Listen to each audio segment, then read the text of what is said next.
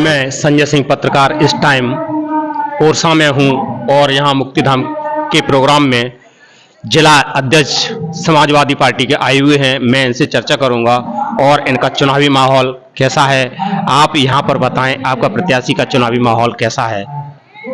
अंबा जो विधानसभा है पूरे मुरैना जिले की एक आचर विधानसभा है। इस विधानसभा पर समाजवादी पार्टी पहले भी चुनाव लड़ी है और जो वर्तमान के हमारे प्रत्याशी बहुत ही मजबूत स्थिति में हैं। जिस कदर पूरे मध्य प्रदेश और देश में भारतीय जनता पार्टी की सरकार ने चाहे नौजवान हो, चाहे किसान हो, चाहे मजदूर हो, केवल जुमला देने का काम किया है, तो भारतीय जनता पार्टी के पास जनाधार है नहीं कहेंगे।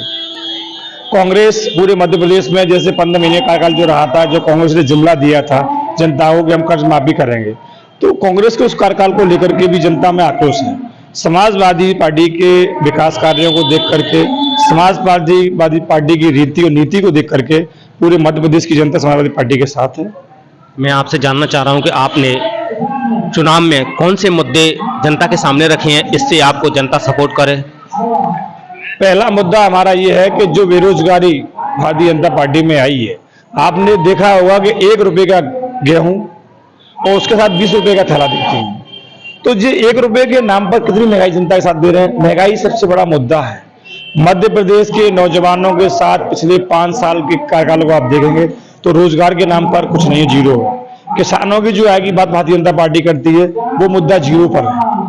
ये भारतीय जनता पार्टी ने किसान के साथ, मजदूर के साथ, नौजवान के साथ जो छलावा किया है, ये बहुत बड़ा मुद्दा है। हमारी पार्टी मध्य प्रदेश के चुनाव में निश्चित तौर से अच्छी सीट लेकर के आएगी। तो जनता से हमने वायदा किया है कि जो उत्तर प्रदेश में हमने विकास कार्य किए वो मध्य प्रदेश में भी करेंगे और मध्य प्रदेश को गति देने का काम करेंगे। मैं आपसे जानना चाह रहा हूं कि आप जो बेरोजगार हैं युवक ST SC OBC में, और उनकी जो बैकलॉग की जगह हैं वो 3 लाख बैकलॉग की जगह खाली हैं, उनको भरने के लिए आपकी सरकार आ जाती है या आप किसी गठबंधन के माध्यम से सरकार तक पहुंच जाते हैं, सरकार में आपकी भागीदारी होती है, तब आप क्या करेंगे?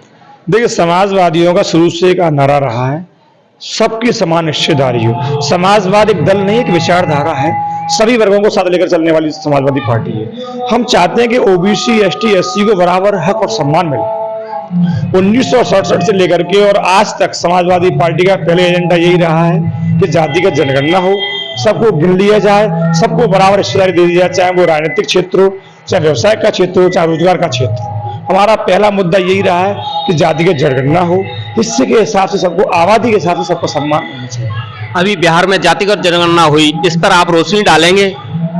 समाजवादी पार्टी का एजेंडा है, हम सरकार में आएंगे सबसे पहले बिहार की तर्ज पर जाति जनगणना कराएंगे और जो लोग छूट गए हैं उन्हें हक और सम्मान दिलाने का काम करेंगे। मैं आपसे यह भी जानना चाह रहा हूं कि आप जब आपकी सरकार में आप आएंगे, जब मुख्य आपका एजेंडा क्या होगा जिससे आपको ज्यादा जनता सपोर्ट करे और आपकी पार्टी और ज्यादा आगे बढ़े, इस पे आप बताएं। देखिए, मैंने कहा ना, समाजवादियों का सबसे बड़ा मुद्दा ये है कि जाति की जनगणना हो, किसान को सम्मान मिले, नौजवान को रोजगार मिले, मजदूर के हाथ को काम मिले। समाजवादी पार्टी सत्ता में आती है, इस बार आने को तैयार है, तो निश्चित तौर से हमारा पहला एजेंडा जातिगत जनगणना कराएंगे और जिस तरीके से किसानों का अपमान हुआ है, नौजवानों का अपमान हुआ है, उन्हें सम्मान देने का काम करेंगे।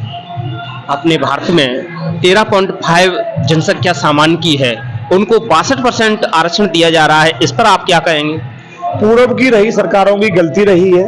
पूर्व में जो सरकारें रही हैं उन्होंने भेदभावपूर्ण नीति अपनाई है। यदि उन्होंने काम किया होता, 1961 में डॉक्टर राम मनोहर लोहिया ने एक नारा दिया था, यदि देश को खुशहाल और समृद्धि देखना चाहते हो तो देश की आबादी के हिसाब से लोगों को सम्मान दो, देश की आबादी के हिसाब से लोगों को इज्जत दो और लोगों को रोजगार दो।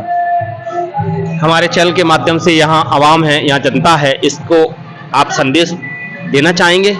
अंबा विधानसभा की देवतुल जनता से मैं निवेदन करना चाहूंगा कि विकास के रास्ते पर, खुशहाली के रास्ते पर